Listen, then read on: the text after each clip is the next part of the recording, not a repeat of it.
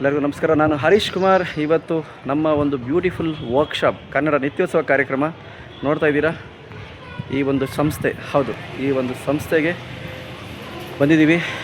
ವಿಜಯ ಸಂಸ್ಥೆ ಹೈಸ್ಕೂಲ್ ಮಕ್ಕಳಿಗೆ ರಸದೌತಣದ ಬಾಳೆ ಎಲೆ ಊಟನೇ ಅನ್ನುವಂಥ ವಿಚಾರಧಾರೆಗಳ ಒಂದು ವರ್ಕ್ಶಾಪ್ ಮಾಡಕ್ಕೆ ಬಂದಿದ್ದೀವಿ. ಮುಂದೆ ಏನಾಗುತ್ತೆ, ನಮ್ಮ ಮಕ್ಕಳು ಯಾವ ರೀತಿ ಎಲ್ಲ ನಮ್ಮ ಜೊತೆಗೆ ಚಟುವಟಿಕೆಯಲ್ಲಿ ಪಾಲ್ಗೊಳ್ತಾರೆ ಅನ್ನೋದನ್ನು ಆದಷ್ಟು ಬೇಗ ತಿಳಿಸ್ತೀನಿ. Thank you so much.